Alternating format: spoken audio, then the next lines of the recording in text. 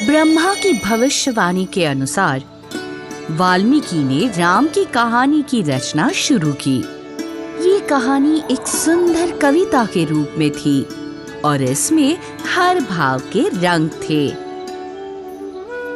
जैसे ही उन्होंने ये भव्य काम पूरा किया, वाल्मीकि ने सोचा, कोई इतना कुशल है जो इस अद्भुत कहानी को पूरी दुनिया में सुना सके।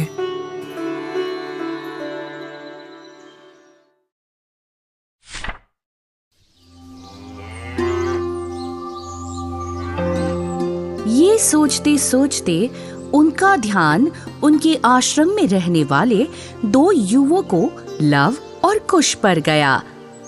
वे समझदार थे और कविता को सुंदरता से सुनाने की क्षमता रखते थे। वे सीता के पुत्र थे। वाल्मीकि को सीता तब मिली थी जब लव और कुश का जन्म होने वाला था।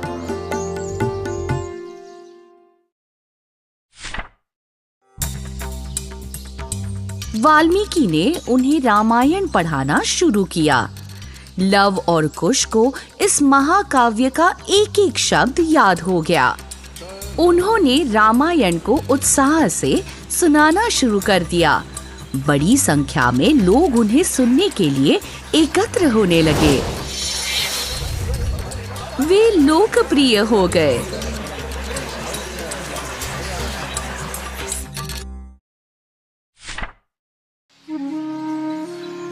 एक दिन जब वे रामायण सुना रहे थे, स्वयं राम ने उन्हें देखा।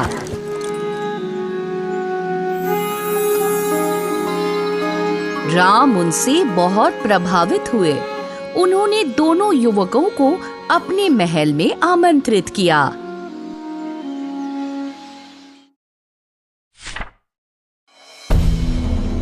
इन दोनों युवकों में देवताओं जैसा तेज है। ये साधारण हैं, लेकिन राजाओं जैसे दिखते हैं। गाओ बच्चों। इस प्रकार राम की सभा में लव और कुश ने रामायण सुनानी शुरू की।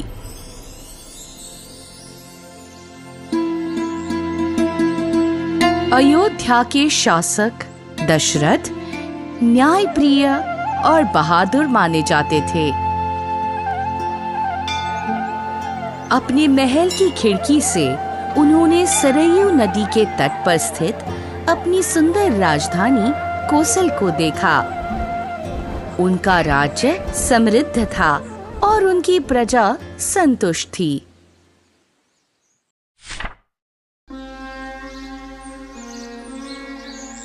फिर भी वे दुखी थे। क्या मेरे महान पूर्वजों का प्रसिद्ध इक्ष्वाकु वंश मेरे साथ ही समाप्त हो जाएगा?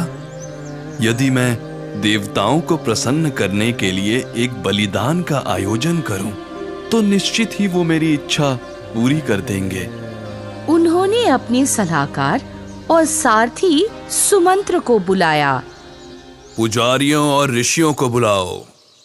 मैं देवताओं को प्रसन्न करने के लिए अश्वमेध यज्ञ करने वाला हूँ। महाराज, क्यों ना हम ऋषि ऋष्यशृंग से इस यज्ञ को करने का आग्रह करें।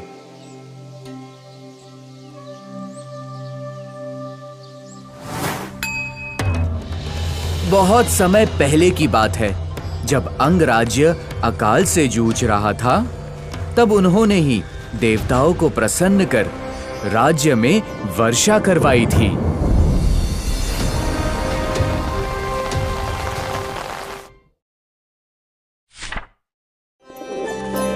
आंग के राजा थे रोमपद, जो राजा दशरथ के मित्र थे। ऋषि ऋष्यशृंग का विवाह रोमपद की बेटी शांता से हुआ था। ये याद आते ही राजा दशरथ की आंखें चमक उठीं। निश्चित रूप से रोमपद ऋषि ऋष्यशृंग को मेरी मदद करने के लिए जरूर कहेंगे।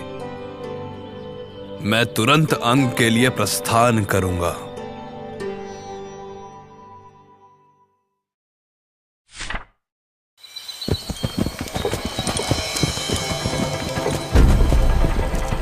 जंगलों और नदियों से कई दिनों तक यात्रा करते हुए राजा दशरथ और उनका दल अंग पहुंचा।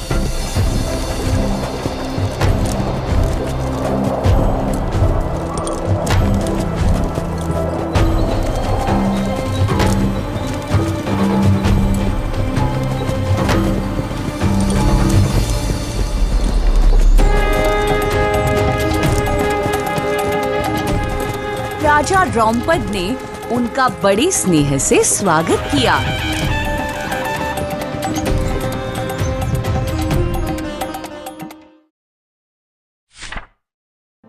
राजा दशरथ ने अपने मित्र को सारी बात बताई। मेरा मन अशांत है। मेरे बाद शासन करने के लिए मेरा कोई पुत्र नहीं है। मैं शास्त्रानुसार अश्वमेध यज्ञ करना चाहता हूँ। कृपया करके अपनी पुत्री शांता और ऋषि ऋष्यशृंग को मेरे साथ अयोध्या आने की अनुमति दे। हाँ बिल्कुल। द्रौपद ने तुरंत अनुमति दे दी। दशरथ प्रसन्न हुए और उनका हृदय आशा से भर गया।